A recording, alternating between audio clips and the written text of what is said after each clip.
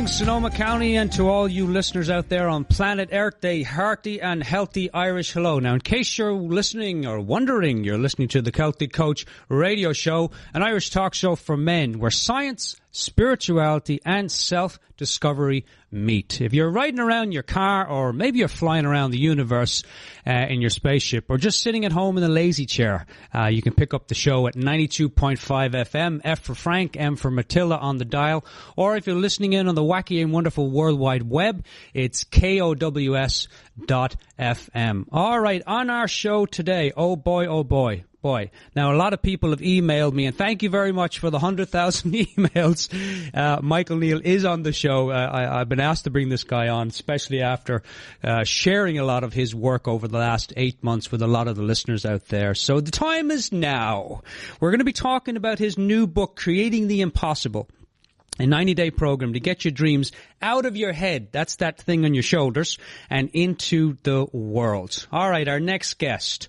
He's widely recognized as one of the world's leading life coaches. His teachings have impacted everyone from housewives to CEOs to gang members in prisons to leaders at the United Nations. For the last decade, he's been sharing the principles that will allow you to create far more than you ever thought possible, which we're going to talk about in the show today.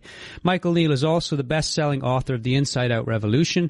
You can have what you want, The Space Within, and SuperCoach. The Inside Revolution, Outside Revolution, by the way, was my favorite. His books have also been translated into 18 languages, and his public talks, retreats, and seminars have touched and transformed lives at the United Nations and on 6 continents. You can also check out his TED Talk, highly recommended, by the way. I know I've said this a few times on the show. Why Aren't We Awesomer has been viewed by over 200,000 people on the world. And if you listen to it, it'll be 200,001. He hosts a weekly talk show on Hay House Radio and his weekly Caffeine for the Soul blogs and podcasts. And any other information that you want to know about Michael, you can go to michaelneill.org. Now, I'm going to bring Michael in. Michael, are you there, sir? Hello, Michael. Can you hear us? I can hear you fine. Ah, perfect. There you are. Let me just put down this phone here. Now, I did the factual intro, Michael, but I wanted to share something personal with the listeners out there. I've shared a lot of your work over the past 8 months. It's made such an impact on my life. And so I thought, as well as sharing the facts about what this man does, I wanted to share also a little bit about the impact of the work that you've been doing and the work of Sydney Banks. I started this work about 8 months ago, dear listeners, and the impact has... I sat down and I thought about it this morning. Actually, I didn't even think about it. I just pondered it and let some stuff come to me. I've given up on the whole thinking game since being introduced to this man's work. And just in terms of a personal impact, you know, I found for myself that the biggest thing that this work has done for me personally is I like myself more. I actually like hanging out with myself more. It's not this anxious experience that I used to have trying to fill my time with doing things. I actually like being by myself, and the word around town is that people seem to like me more. I smile for no apparent reason. I'm okay with just being me, you know. Oscar Wilde said that there's no point, don't try to be anyone else because they're all taken. The impact of this work, I prep a lot less. I used to prep for 4 hours with this show, and now I've gotten it down to about 30 to 45 minutes in the morning. I also obsess less and ponder more, which is kind of nice. Now, I still have crazy thinking, but I don't act on it because I know it's just crazy thinking.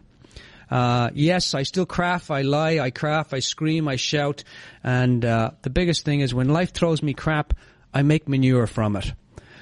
So a few of those little tidbits on the impact of this man's work. So without further ado, put your virtual hands together and welcome to the show today, Mr. Michael Neill.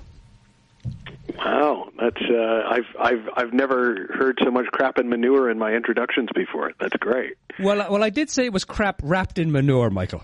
Yeah, well, no, that's nice. That's nice. I like that. I sat down and I watched an episode of The Young Ones this morning, Michael. Oh, wow. Oh my God. Because I remember you you talking about the young ones. I don't know where you were talking about it, but I heard you talk about it. I said, God, because I grew up on that show.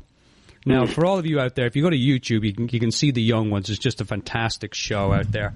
Who was your ideal character in that show? Your favorite character, Michael? Oh, it was Rick. It was I can't remember actually if he was called Rick in the show. Rick Mail, though. He was called. He was called Rick. Yeah. I mean, I loved, I liked them all, but Rick was probably my favorite, and Neill, the hippie, was favorite number 2. I think if Neill had got a hold of the 3 principles, he probably would have been a little bit happier. I think they all would have been. I mean, I actually got a chance to. I used to do voiceover in London. I was the American guy, and I actually got a chance to do a whole thing with Rick Mayall. I played the pizza delivery boy Bud Tucker in a show called Bud Tucker Saves the World, and he played the evil Dictate. And I mean, talk about a force of nature. Being locked in a tiny room with that man for a day was exhausting, hilarious. It was everything you'd kind of imagine it to be. My God, when did you? Now, I find this fascinating, Michael. You have a bit of a Midas touch when it comes to things that you put your mind to, because you went to England. How old were you when you went to England on your first acting gig? I was 20. 20, and yeah. And you were there for how long? I was there for 14 years. So I was, I guess I left in January of 2000, which I think, so about 14 years. Yeah, and you did pretty well in terms of like, and we have similar paths. I went to LA in 2000 to study theater acting and also do more radio, and I find it fascinating that you went to England at 20 years of age. You did, I mean, you were a pretty successful actor in terms of you actually got work that was paid, and you did pretty well with that. No, I did. I hit it as a voiceover very early, and so I did a lot of radio and voiceover. And then one of my radio shows, they decided to make into a TV show, and they wanted to replace me with Keanu Reeves, and they wanted to replace my girlfriend with Catherine Zeta-Jones, which was less implausible at the time. They weren't international movie stars yet. Yeah, they just didn't know you, Michael. That was the problem. Yeah, no. Well, I think the real problem was that Keanu and Catherine wanted to be paid, and I didn't really care that much. So I wound up getting the pilot, and then when they made it into a series, I stayed on for the series. And so it was a very non-linear path. Yeah. But, I was in the most popular English language sitcom in Welsh history. Yeah, and while you were there, Michael, you got not only, if that wasn't enough, you also got a pedestrian crosswalk put in. Yeah, more to the point. No, we did. We moved to a house opposite a park, and the first night we were there, our cat got run over. And so we got really alerted to how busy that street was. And it was a street where all the school kids would cross at that corner. And it was terrifying. I mean, just watching these kids run across the street. And so we actually campaigned, to our surprise, we'd never done anything like this successfully, to get a pedestrian crosswalk put in. And that the story's in the Creating the Impossible book, because it really, my actual project wasn't to get a pedestrian crosswalk put in. It was to see if I could happily engage in a bit of activism. I was determined that I only wanted to go as far as I could go before I started getting really worked up and angry, that I didn't want to do it from that place. And so it was kind of an interesting thing to see that you could accomplish something, fighting City Hall without having to be angry at City Hall in order to do it. One of the things I love, Michael, and we'll jump into your book here in a second, but one of the things that I loved, I heard you say it a few months ago. I heard you say it, and it was simply show up and try stuff. And that to me, and I say it for all the listeners too, because that to me has made the most impact on my life. Now, before we jump into the book, Michael, I have to laugh. I bring up the crosswalk for a specific reason. I went yesterday to I had some cataract surgery done a few months ago, and I went to, have the checkup. And as I'm coming out of the place, there's this huge new crosswalk, and it has the big flashy lights, but it has speakers on it. Now, this is true, Michael. You may have heard this. I don't know, but I was coming out and I was just thinking about the interview and I saw the crosswalk, and I remember you saying about your cat Mason, that had been killed, and you got a crosswalk put in there. They have these new crosswalks, Michael. Now, when you hit the button, the flashy lights go on, and this woman's voice, and this is true. Now, I'm not making this up. It says, "Crosswalk flasher activated. Crosswalk flasher activated." That does have a whole different connotation in my head than I think they probably intended. Yeah, well, I stood there because I wasn't sure, was there a guy in a trench coat going to come out and do a dance, or, I just thought, wow, that's pretty funny. I think we're getting more humor in the world, Michael, especially if we can have crosswalks like that. Yeah, I think it'll be even funnier if they do it on purpose. But yeah, I'm with you. Yeah, I do wonder, like in the meeting, like they're all sitting there thinking, okay, we'll have some flashy lights, and then we'll say that the flasher's going to come. Yeah, anyway. All right. Michael, let's jump into your book here. It's a beautiful, beautiful read. I really enjoyed it. But it's not so much that it's a read, because I may have the wrong terminology. Creating the Impossible, a 90-day program to get your dreams out of your head and into the world. And it's kind of more about a workbook. Tell us a little bit about the purpose behind the book.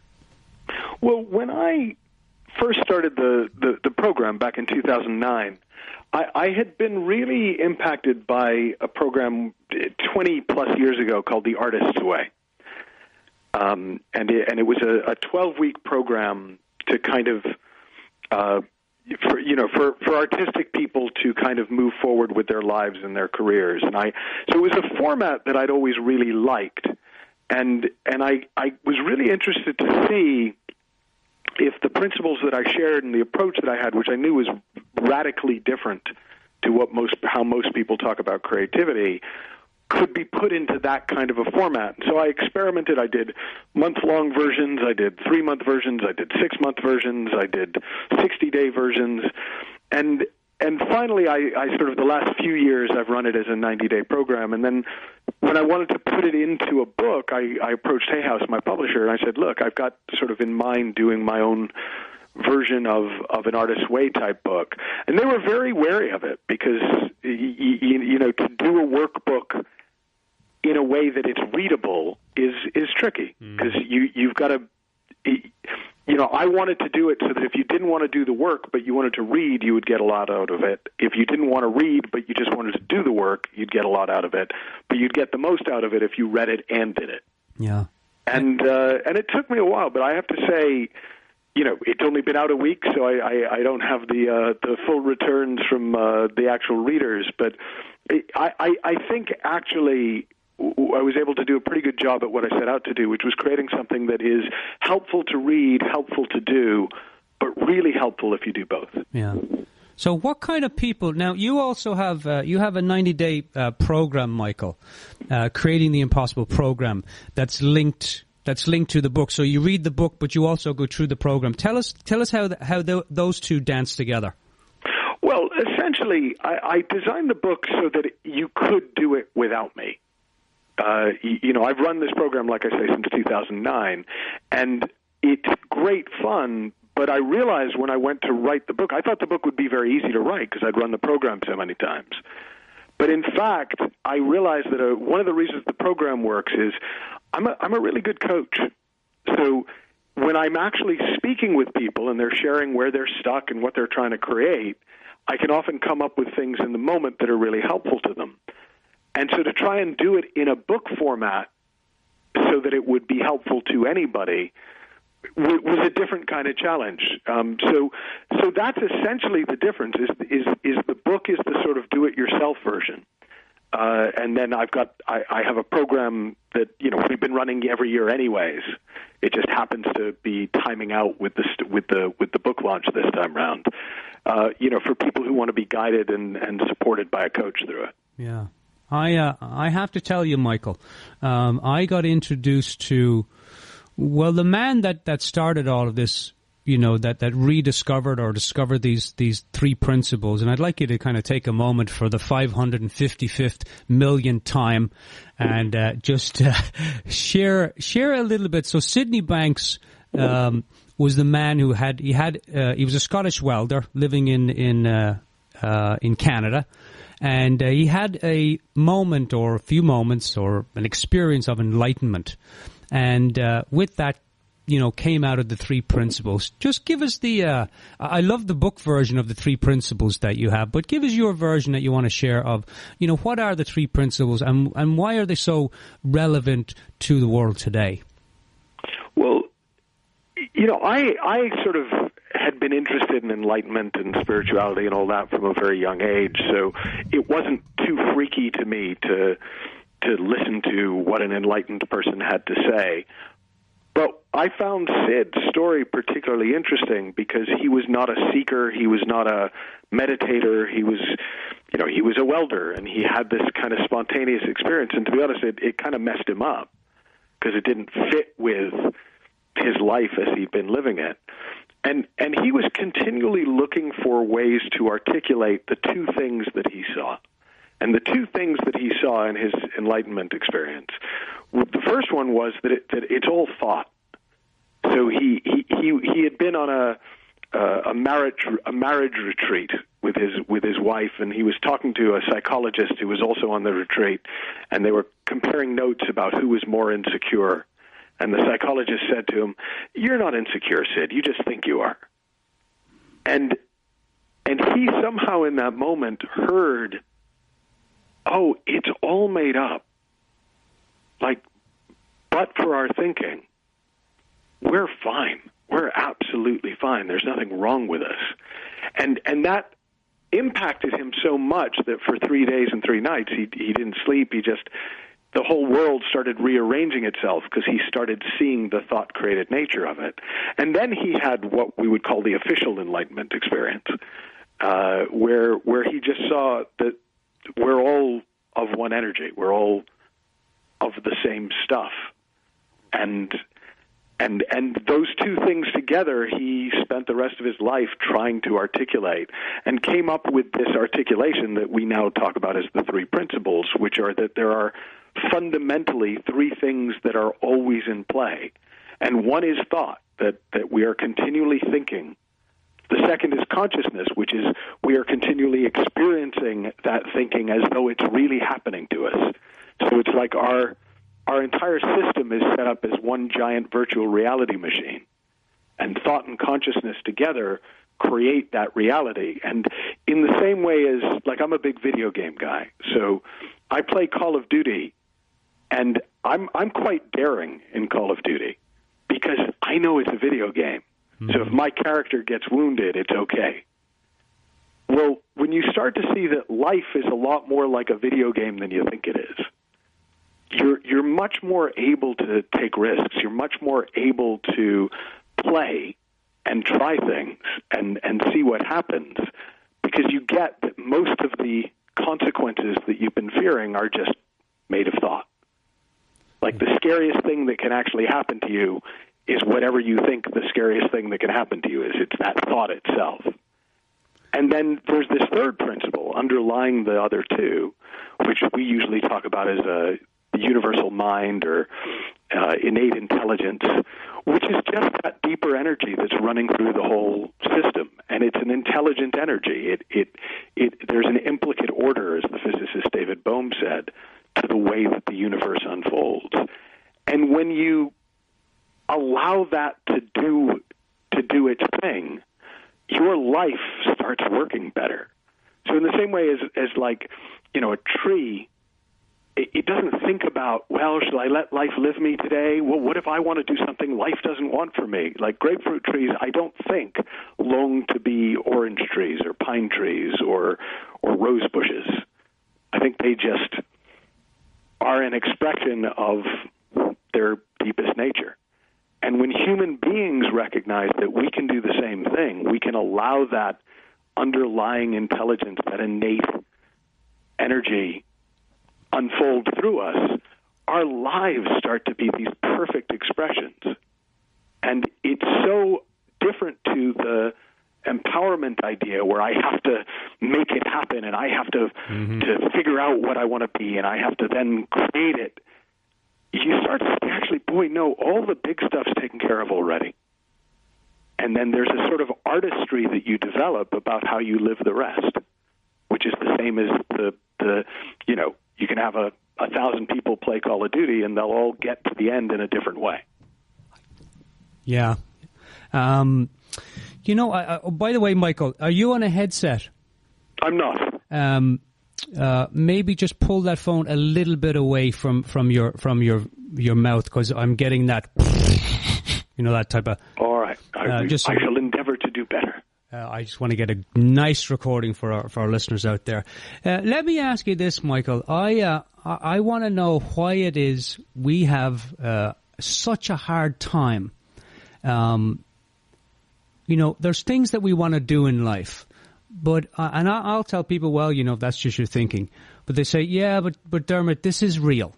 Like, this is really happening, and they allow their thinking to make the choices for them, instead of seeing that the thinking is just their thinking. Why is it we're so ready to believe our thinking, Michael, or to believe that it's real? Well, because it doesn't look like thinking. So if most people are pretty good once they've spotted that it's thinking.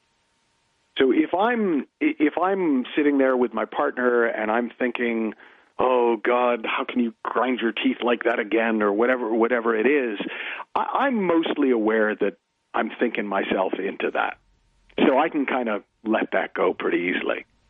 But if I think my partner genuinely doesn't like me, I don't think I think that. I think it's true. I would argue with you. I would be able to pass a lie detector test. No, she doesn't like me. And as long as it looks real to me, I'm sort of stuck doing my best inside that reality. What happens as people look to the thought-created nature of experience more and they start to see how it works is more things that looked real look like thought. More things that just looked true look interpreted or made up. And as soon as something looks made up, it becomes fluid. It's like an iceberg that goes back to being water. And when it's an iceberg, you have to navigate it. When it's water, you're made to sail on it. You're made to just be carried by it. And we're designed in such a way that we do really well in a flow of thought, but we bump into the icebergs that are made of thought too, but don't look like it. Like if you didn't understand the physics of it, and I showed you an ice cube and water, you would swear they were two completely different things. But if you start to understand how it works, you go, oh, no, that's the exact same thing, it's just in a different form. Well, it's the same with thought and reality. We recognize it when we're thinking, oh, well, yeah, that's thought. But then we look at our experience and go, no, that's real. And that's like saying, well, that's water, but that's ice. It's the same thing. It can take different forms. Yeah, boy, that's a beautiful analogy. Let me ask you this, Michael. What's the difference between, and I'm being the advocate here for the listeners, but what's the difference between, the law of attraction and as you think it, so it is, and what you focus on expands? What's the difference between what you're talking about in terms of thought and what those other guys are saying? Well, there's a couple of differences. One of the big ones is volition. So the law of attraction, as it's taught, is we control our thinking. Our thinking creates or attracts stuff. So we can deliberately change our thinking to get better stuff. Mm-hmm. Yeah. What the principles point to, what looks true to me about life, is it's our experience of life that's created from thought. It's not, I think car, so I get car. I think parking space, so I get parking space. It's, I think, and I get to experience life. And I'm not in charge of which thought is in my head when. Like, that's the big wake-up call for a lot of people when they start to see this, is we don't really control our thinking. Like, you can for a little bit when you're paying attention to it, but the second you stop paying attention to it, it goes all over the place again. And when you see, I don't have to control my thinking, I just need to understand what it is, and then I can enjoy it, like the weather. Right? Most people know they can't control the weather, so they just dress different according to what the weather is. Well, when we can see that thought is as kind of fickle as the weather and as outside of our control as the weather, then we can enjoy some thinking and we can enjoy other thinking. We can enjoy being up, we can enjoy being down, we can enjoy the rain, we can enjoy the sun. And we stop needing the weather to be a certain way in order to enjoy our life. And we certainly don't need the weather to be a certain way to create. You know, if a writer came to you and said, I can only write when it's sunny, or I can only write when it rains, you would think, wow, what a head case. But people all the time go, well, I can only write when I'm calm. I can only write when my environment is lovely. I can only write when I've got time. I can, you know, it's the same thing. Yeah. Yeah. I only like that person when they're being nice to me. I'll only do that job when it suits me, when I feel like it. And it's like it's a wonder that people get anything done. But, you know, we're remarkably creative creatures. We do. And stubborn too. It's a lot easier, Michael. I've found, you know, being experiencing this work, and I say work, but it's not work. It's quite the opposite, actually, in terms of the amount of work that I used to do to create something, and now more of, and I shared it in the opening, a whole lot less. I still obsess about crap. I mean, I still do that, but I don't act on it. I don't take it seriously. I don't go into it and allow it to, you know, create all these emotions where I get swept away in it. And I think that's powerful in this work, because a lot of the times, and I speak for myself here too, I'm not feeling well or I'm feeling down. And the first thing I want to do is, oh, well, let me reach for a mantra and let me look in the mirror and put my hand on my heart and say, Dermot, you're good. You're great. You've got this. And it's like, you call it, what was it? Mental Xanax. And it's like I constantly, anytime I'm not where I think I should be or feel how I think I should feel, I want to change that. And in this work, what I'm learning is that it's okay to just, whatever you're feeling is whatever you're feeling. You don't need a mantra, an affirmation, or anything else to change it. You can just be with it and still move through life. Well, the way I wrote about it in my last book was there's no such thing as a solution to a feeling. Right? We make up that we're supposed to feel certain ways, but we've made that up. If you look at any human being over a 24-hour period, they're going to feel all sorts of things. And it's only an idea that some of them are better than others. When you're actually in a flow, you wind up experiencing something underneath all of those moods. And that deeper feeling is really kind of the what people love about creativity and what they love about spirituality. It's a feeling that is underneath our emotions. It's not only connected to some of them. Yeah. Talk a little bit from your book, Michael. And if you've just joined us here today, everyone, actually, we'll just take a quick little station ID here. We're at the top of the hour. And then I want to talk to you, Michael, about, you talk about in Creating the Impossible, the invisible power of insight. And that, to me, I really enjoyed reading that. So when we come right back, I'm going to have you talk a little bit about that. All right, welcome, everyone. If you've just joined us, you're listening to the Celtic Coach radio show, an Irish talk show for men, and I know a lot of the ladies are listening in there, too, on KOWS.FM. If you're sitting at home, you're driving around your car, you can listen in on 92.5 FM on the dial, or we're also live on the World Wide Web at KOWS.FM. You're listening to the Celtic Coach radio show here every Friday at 1 to 3, interviews and content from 1:30 to 2:30. Our guest today, our wonderful guest today, is a man that's written a new book called Creating the Impossible, a 90-day program to get your dreams out of your head and into your world. Mr. Michael Neill. Michael, talk to us a little bit about, in the book you talk about the power of insight. Now, I've experienced this in my life. I've gone more from obsessing and thinking my way into a solution to just sitting, having a cup of tea and allowing the solution to just float into my brain like a feather. Talk a little bit about the power of insight. You know, there's a quote I share in the book from Oliver Wendell Holmes, who was a Supreme Court justice. He said, "A moment's insight is sometimes worth a life's experience." And the example I give in the book is a conversation I had with a guy years ago who, the last big earthquake we had down in L.A. was 1994. And after that earthquake, his apartment building was condemned, and he decided he wanted to move to New York City and as far away from earthquake territory as he could get. And his first night staying in the Bronx, he wakes up at 6 a.m., there's an earthquake. And he's totally freaked out, but he's like almost on automatic, runs into a doorway, kind of waits it out for about 15, 20 seconds, and then is totally just befuddled. Like, as far as he knows, there's never been an earthquake in New York. And then at 6:15, there's an aftershock. And then at 6:30, there's an aftershock. And when there's another aftershock at 6:45, he starts getting suspicious.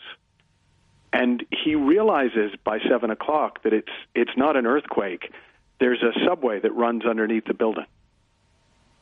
And once he saw that, he never was scared of that building shake again.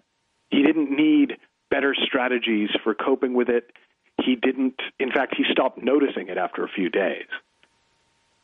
And it's like that with life.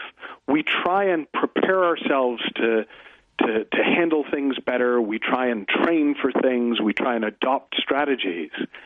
Whereas one insight into what's really going on, in most cases, just makes what seemed like a big problem not a problem at all. And so when people start to see the power of insight to change behavior, I sometimes talk about it as the path of effortless change. Once you see something for yourself, you automatically adapt. You know, another analogy I use is of a shortcut. So if it takes you an hour to get to work and there's a lot of traffic and it's kind of a pain, and I can show you a way to get there in 10 minutes with no traffic, most people would say, well, yeah, you only need to show me that better way one time, and I'll start going that way from then on, even if I've been going the other way for 40 years, even if my parents always took the other path to work. And we're the same. It doesn't matter how long you've had a habit. It doesn't matter how long you've been a certain way. If you genuinely see a shortcut, if you genuinely see a better way, it's done. There's no reconditioning necessary. There's no training necessary. You just have to see it. And so all of my work is built around facilitating insight, because once an insight happens, the change is inevitable. Yeah, no, I want to make this clear to the listeners also, Michael, that you used to be the king of strategies and techniques and processes. You studied and practiced and trained with Richard Bandler, right? Yeah, no, Richard and I taught together for over 5 years, and I had trained in NLP for 13 years before that. And that was my nickname was the King of Technique, because I not only knew all the techniques that were being taught out there, but I was pretty good at making them up. And for me, it was the best I knew. Like, at the level I understood life and the mind, that seemed like a really good thing. But I'll tell you, actually, it was something that Richard Bandler did that made me question the whole way I was going about things. Is I'd been studying, so in NLP, you model strategies. So you see what really effective people do, and then you copy the strategy and you install the strategy in yourself or your client so that you can do it. And I was teaching a course on sleep. And so we found somebody who was really good at always waking up on time and getting straight out of bed. And they had this whole strategy that was sort of like the equivalent of a drill instructor in their head shouting at them. And so we elicited the strategy and we installed it in everybody, and people were going, "This is amazing. I woke up and I got out of bed." And we'd done all this work. I mean, we'd worked at it for a couple of days. And then Richard got up in front of the group and told a story about how somebody woke up and needed to pee. And instantly I saw, oh, my God, all of this clever strategy stuff is to just get you to the point that you're naturally at if you need to pee. Oh, wow. And the simplicity of that really struck me. And that became my sort of new measure, is how simple is this? And if it doesn't seem simple, if it seems like there's a lot to do, then clearly I'm not seeing it yet. Yeah. It's kind of like a Homer Simpson simple. Oh! Yeah. Oh, I mean, that's the, I have a friend who used to call this flathead therapy because, the number of times you hit yourself, and it's, you kind of can't believe you didn't see it. But the truth is, you can't see it till you see it. It's when the show Who Wants to Be a Millionaire first came out, one of their catchphrases was, "It's only easy when you know the right answer." Mm-hmm. Well, change is easy when you have an insight, but it's only easy when you have an insight. Until then, it really does look hard. Why do I've heard you say, Michael, and I love it. You know when you know. Why is it that we are? I'm speaking globally here, and anyone that gets annoyed, feel free to email me at, the blah, blah, blah, blah, blah, blah, blah, Gmail. Why is it... That's a really lame email address, mate. I don't think anybody can type that. And very hard to spell, Michael. How many blahs was that? Was it 6 blahs and then at gmail.com? Why is it, Michael, that I've heard you say, you know when you know. And if you don't know, you don't know. Why is it, Michael, that we have a hard time with not knowing that we're and that's why we and myself included in that, why is, I'll speak for myself. Why is it that at times, not much anymore, I got to be honest with the listeners, but why is it that when we want to know something, we're not willing to wait to see it come or to see it show up? We have to push. We want it to happen. Why are we not willing to wait, Michael, for something new to show up instead of pushing for, the whole thing of when you force a solution, you create more of a problem, that type of thing?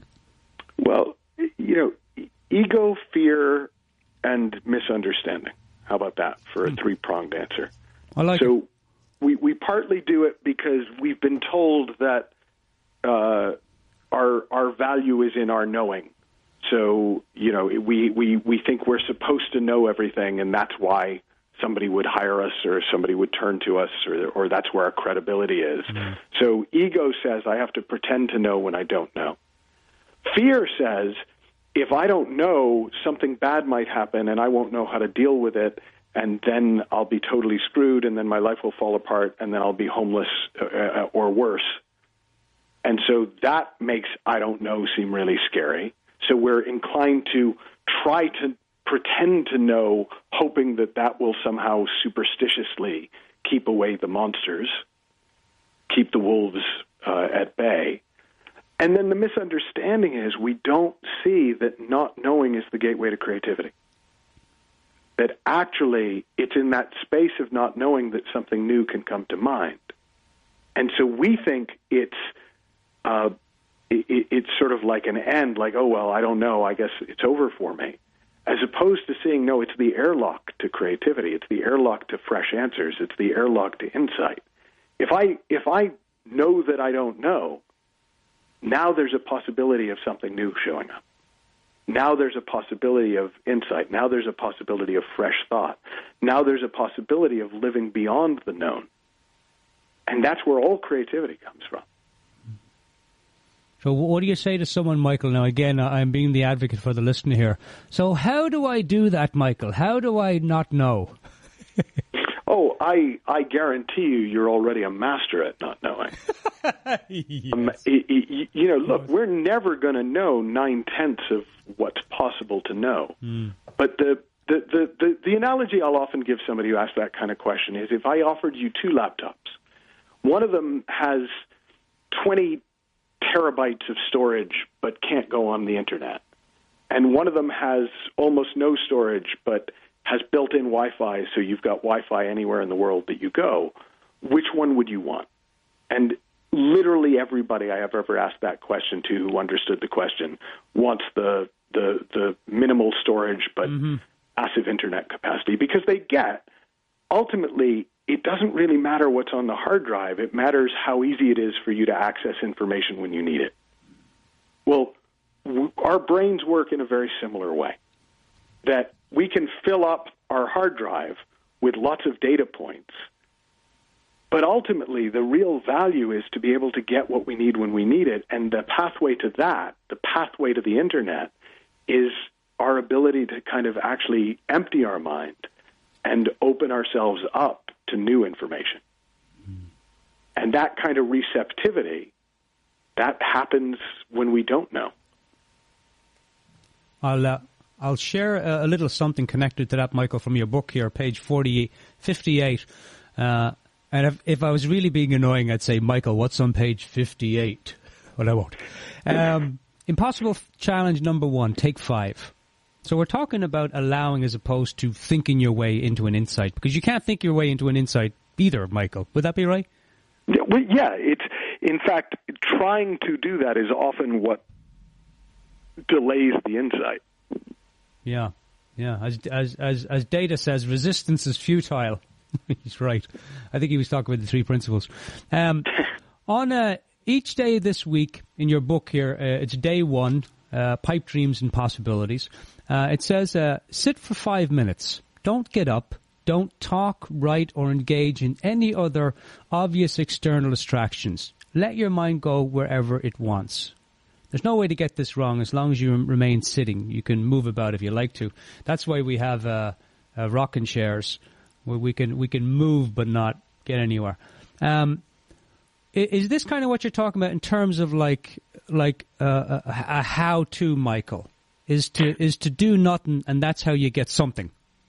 Well, I'm always wary of it getting turned into a how-to. Right. It is a really good way to start to see that when your mind relaxes, when you take stuff off your mind, when you let things flow through, better ideas, better answers, better insights, more creativity flow through.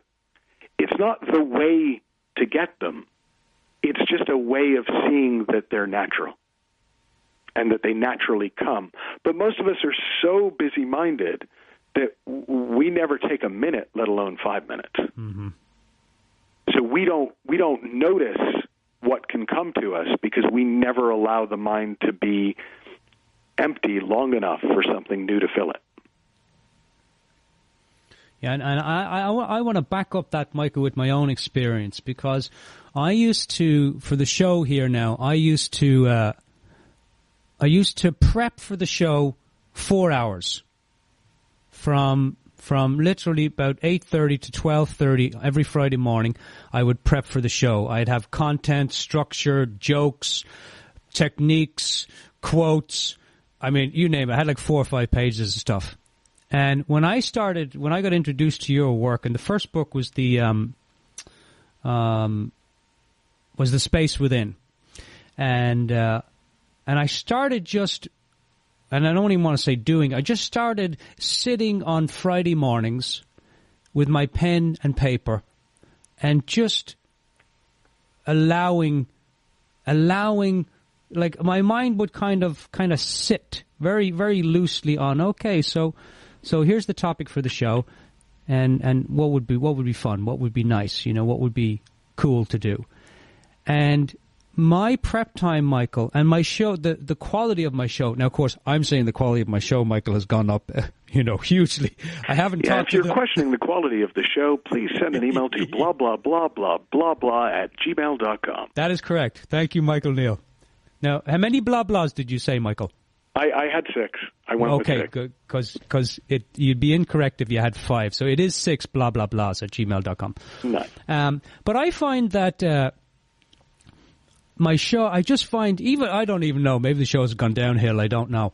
But I found that I have a lot more fun, a lot more excitement, a lot more, like, I'll go home, and I heard you say this one time, Michael, and I thought, oh, what a bunch of BS. But you said, somebody asked you about, what was it? I think it was about writing. And you said, well, sometimes I enjoy writing, sometimes I don't. But after I've written something and I go back and read it, I really enjoy that part. And I didn't quite get that until I started with the show in this way, of just allowing the show to just flow through me, write down whatever came up, and then do the show, and then just allow the show, you know, as you say, dip into the well, and just allow, instead of having 10 sheets, just allow the show to come through. And I have more fun now, Michael, going back and listening to the show, and I think, wow, that was pretty smart, Dermot. I wouldn't have thought up some of the things that I say in the show had I sat down and wrote them out. Is that kind of what you're? That's a universal experience. Yeah. That when people allow this deeper mind to come through, this innate creativity and intelligence to come through, they're continually pleasantly surprised. Yeah. I mean, occasionally horrified as well, but mostly pleasantly surprised. Yeah. Well, that's a bummer, Michael, because I thought it was just unique to Dermot Buttley, but apparently the whole human race has this access. Oh, no, it's unique to you and the entire human race. I'm pretty sure fish don't have this. I like that answer. I like it.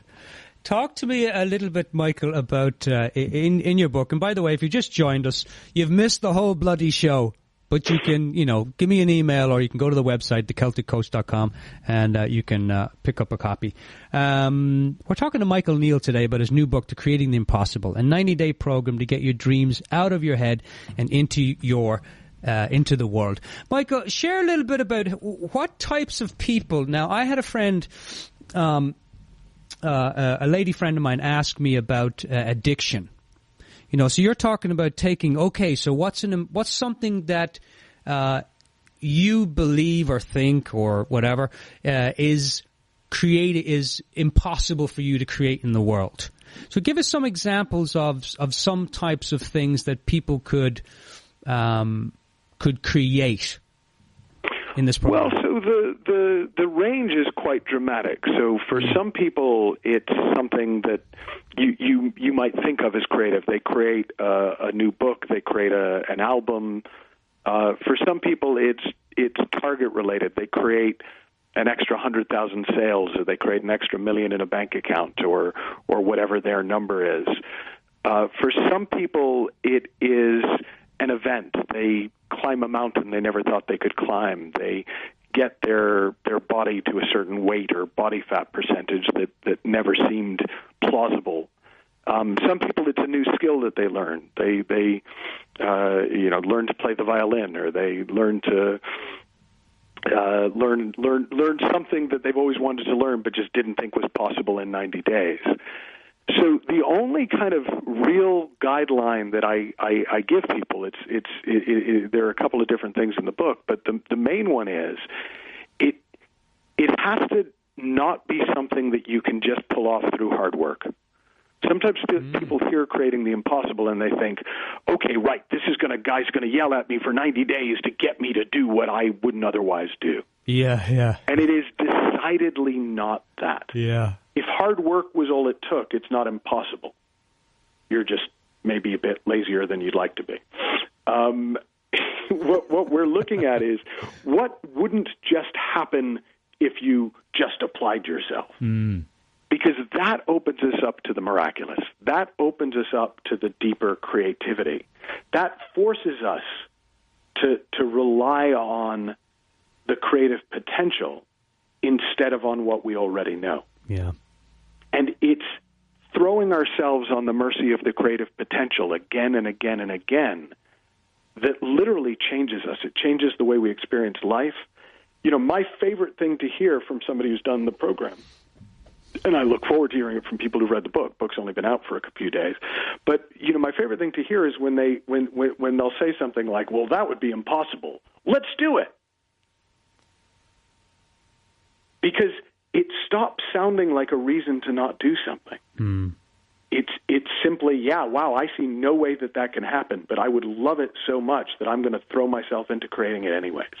And it is remarkable how often simply throwing yourself into the game as if your life depended on it, knowing full well that it doesn't, is all that it takes for the miracles to start unfolding and for things to start happening way beyond what you could have predicted.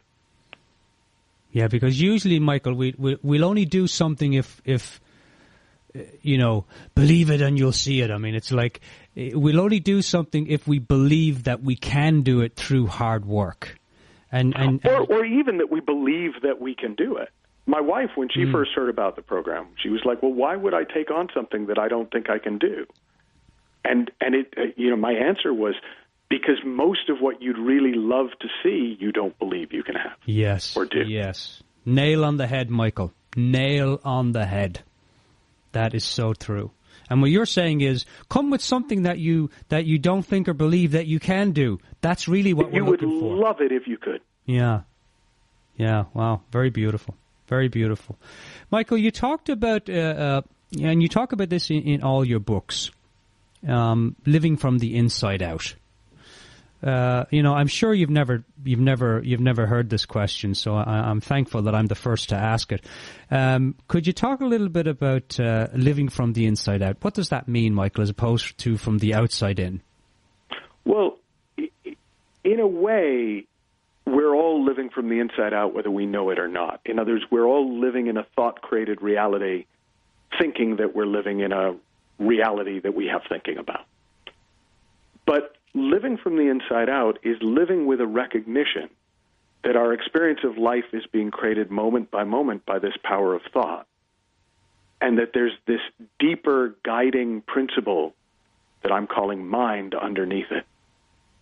And so when you live with a consciousness of that, when you live understanding that your experience is going to be very changeable because it's made of thought, but that there is a sort of a constant guidance underneath it, you relax into life a lot more.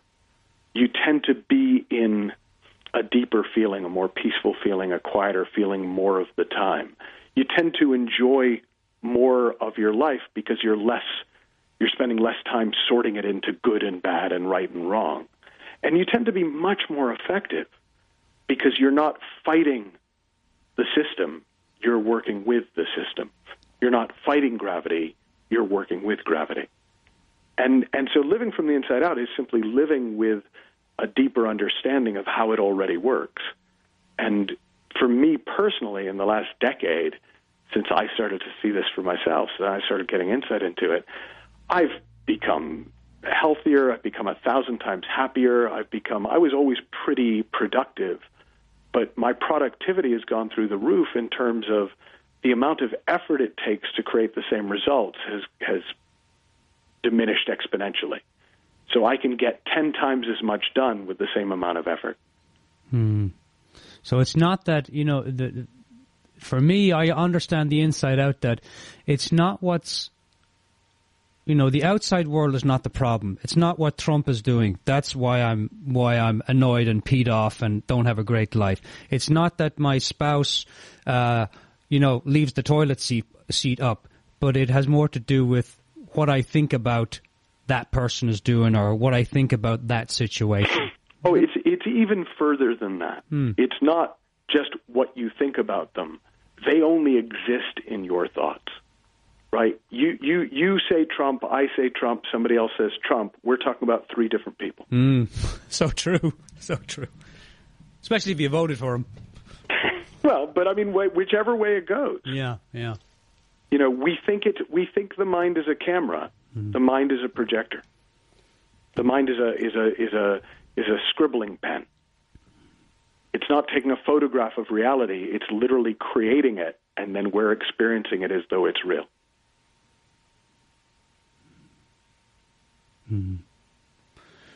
Michael, we have about 3 more minutes, and we're going to play the little three little big questions with you. But before I do that, would you? No pressure, Michael.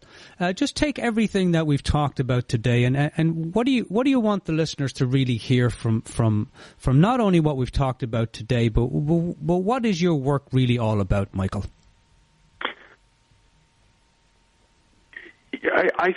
The way it occurs to me to say it in this moment is it's about coming alive.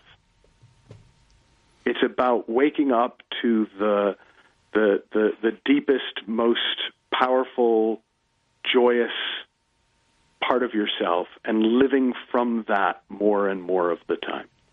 And whether that's in the context of a relationship, that's in the context of productivity in business and creativity in art, whether that's in the context of your own health, it's about coming alive and in a funny way, being all that you can be, but not through hard work and discipline, just actually through waking up to what's already in there and giving it full rein.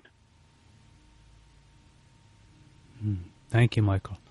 So we'll leave you out here, listeners, with 3 little questions we ask all our guests. And I had Stephen Chandler.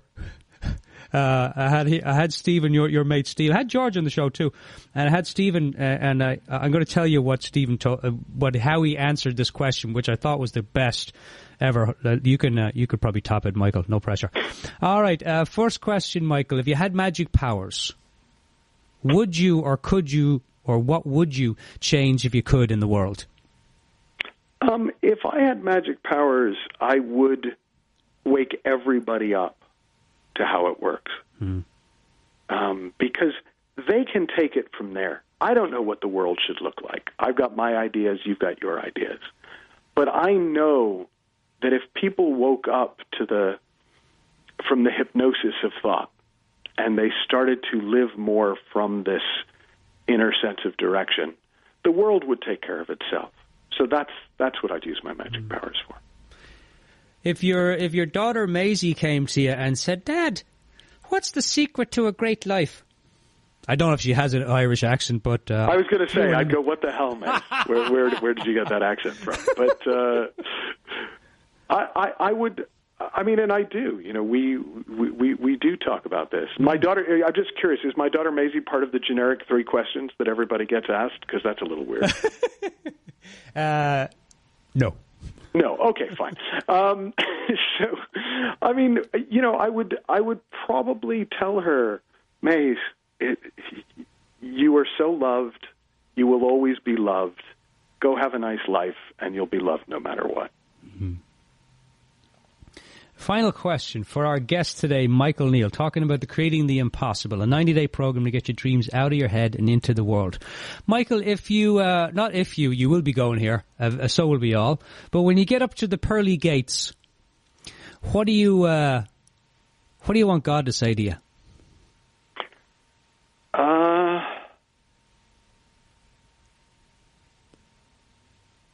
I'm happy with welcome. Mm. I asked Steve Chandler that, and Steve says, I said, "Steve, what do you want God to say to you?" He says, "We're having lasagna for dinner." Yeah, no, that would be good, but I'll still stick with welcome. Michael, it's been an absolute pleasure talking to you, and I really appreciate you taking some time out to talk to the listeners today about the new book, Creating the Impossible. Michael, where can we get more info on the course and the work that you're doing in the world? Well, so michaelneill.org is my sandbox on the web, and michaelneill.org/CTI is where the Creating the Impossible course is. But so you can find what you need at michaelneill.org. Beautiful. Michael, I'll be seeing you in January for SuperCoach, so I look forward to shaking your hand and saying hello. Looking forward to it. All the best to you, mate. Cheers, Michael. All right, bye. Bye now. All right, everyone, you've been listening to the Celtic Coach radio show, an Irish talk show for men, where science, spirituality, and self-discovery meet. We're talking to Michael Neill about his new book, Creating the Impossible, a 90-day program to get your dreams out of your head and into your world. If you want to find out more information, you can go to michaelneill.org. If you want to find out more information about the show, you can go to thecelticcoach.com. All right, let's keep the music going here. Stay tuned. We'll be right back with the top 11 list with Seamus O'Flaherty. Yes, Seamus is going to do his top 11 list today, so don't worry. I know that's a bit of a favorite on the show. Stay tuned. We'll be right back.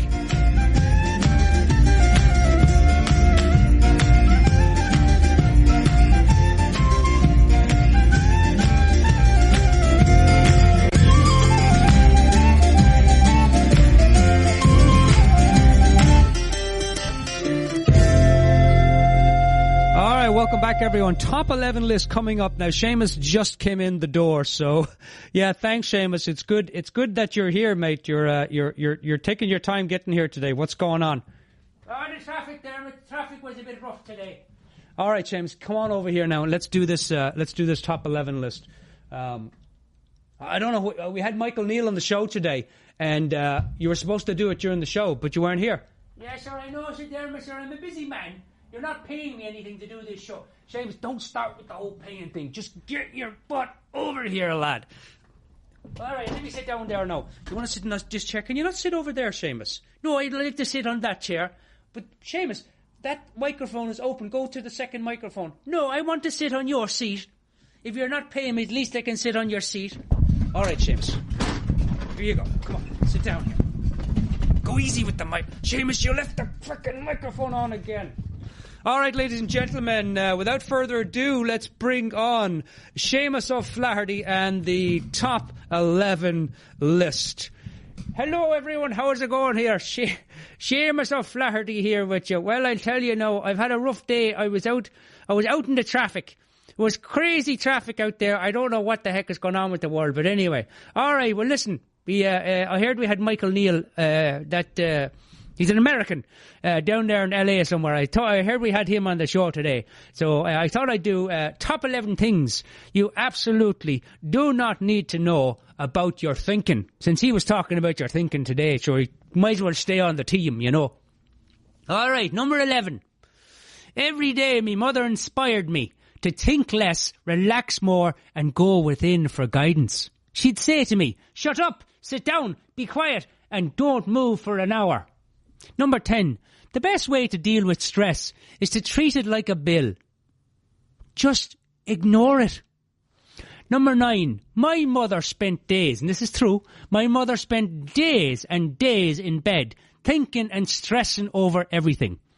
Well, one time I stole her bed for a week, and she told me that it was the happiest 7 days she'd ever had in her whole life. Number 8. Stress is truly imaginary. It was created by the same person who created the Easter Bunny, fairies, pink elephants, and of course, that man who jumped over the moon. Number 7. Your problems are more about your thoughts and less about your problems. I think, therefore I worry. I don't think, therefore I don't worry. That was for Mr. Descartes. And by the way, I heard later on in life, Descartes, one day he was sitting having a cup of tea. He was like 90 years of age. And he said, I think, therefore... And he was so old, he was like, what was I thinking there? I think there... Oh, totally forgotten it. All right, never mind. That joke needs a bit of work, I know. I was just trying it out. Number 6. It's true that people with short-term memory have no stress. Oh, yeah. Because they've forgotten everything that just happened. I'm going that way myself. What could go wrong? I asked my thinking brain. Or my thinking brain asked me. Glad you asked. Right, I totally botched up that joke. Forget it. It doesn't matter. I wasn't into that joke anyway. The missus wrote it and I told her it wasn't a good joke. I told you it wasn't a good joke, didn't I? But anyway, alright, I love you. Okay. Number 4. The human body is 80% water. Yes, water. So basically, we're stressed out cucumbers who think too much. Number 3. Wouldn't it be great if I could stop to think and then forget to start up again? Oh, God, that would be nice, I'll tell you. Heaven on earth, that'd be heaven on earth. My cat, that blessed cat, I'll tell you, the fucking cat, drives me up the walls. My cat loves to think outside the box. And she loves to eliminate outside the box as well. Well, at least she's creative and consistent. The number one thing you absolutely do not need to know about your thinking is this. George Pransky, one of the guys from Three Principles, and the Dalai Lama were meditating. They're meditating up in the Himalayas. Or if you're from Planet X, it's Himalayas. George Pransky and Dalai Lama were meditating when George turned to the Dalai Lama and asked, "Are you not thinking what I'm not thinking. That's the top 11 list. I'm Seamus O'Flaherty, and that, my dear listeners, is no blarney.